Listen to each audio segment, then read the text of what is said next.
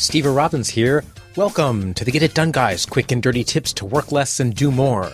Listeners recently posted a question to my Facebook page asking for tips on how to learn a foreign language. Now, I have enough trouble with my own language, so tips on a foreign language don't make me laugh.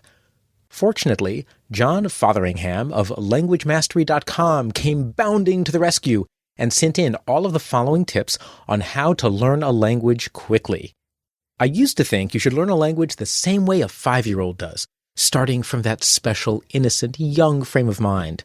The quickest way to get back into a 5-year-old state of mind is with tequila shots. Just as I was about to start, I read John's tips and learned that adults can learn language faster than children.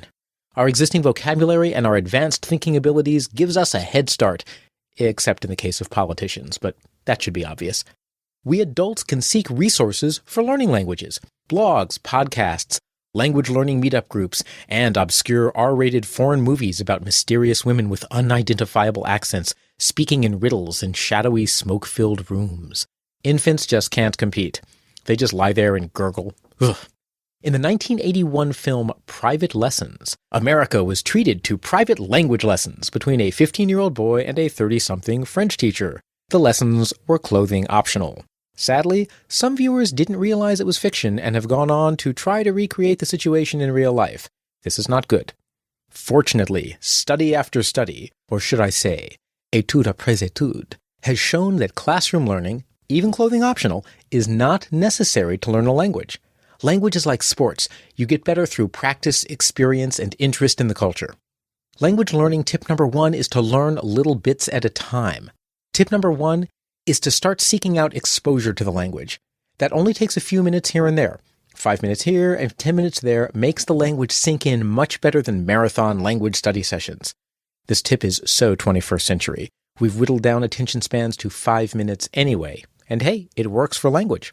Get yourself a portable media player and load it up with foreign language podcasts, news shows, and lectures. I use an iPod Touch, which also gives me visual exposure to the language from browsing the web, reading blogs, and listening to foreign language music. If you plan to immerse yourself in reading, however, learn how speakers of the other language pronounce words. Why do evil German villains in movies say, "We have ways of making you talk"? It's because in Germany, the letter W is pronounced V. Their accent is just fine. It's their reading that's the problem. Thank goodness Elmer Fudd wasn't a German who learned to read English without learning English pronunciation. Then he would say, "I'll get you, you vascally vabbit," which wouldn't sound nearly as cute and would probably give children nightmares. You can reinforce the association between reading and writing by reading a transcript of what you're listening to. Reading improves your writing the same way that listening improves your speaking.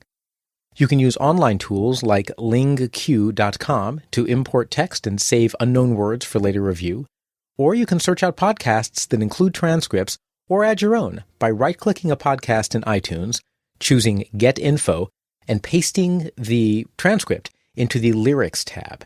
To see the transcript, click the center wheel 3 times on older iPods or tap the screen once on iPod Touches when you're listening to the podcast. When you're ready for books, get both an audio and print version. You can listen, then read then listen, or read while you listen.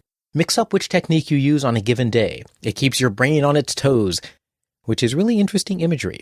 Even with your brain on its toes, memorizing all those words can be tricky. Have you noticed how everyone forgets things? You tell your schmoopy that it's their turn to do the dishes, and they'll have to skip their annual bowl-a-thon to stay home and do so. Then schmoopy forgets and goes out anyway. You solve the schmoopy problem by nagging, always a great way to deepen a cherished relationship, and you solve your brain's problem the same way. If you want results, you have to nag properly. With schmoopy, each reminder must be accompanied by a shoulder rub, a bouquet of flowers, and an admission that schmoopy was right and you were wrong. Nagging schmoopies properly is a very expensive proposition, both financially and emotionally. Nagging your brain has to be done at special intervals. Read an article or listen to a podcast, then review it 10 minutes later. Then review it again a day after that, then 3 days, 1 week, 1 month, and 6 months later. This is the equivalent of bringing your brain flowers, which it really needs because its ankles are tired from standing on its toes.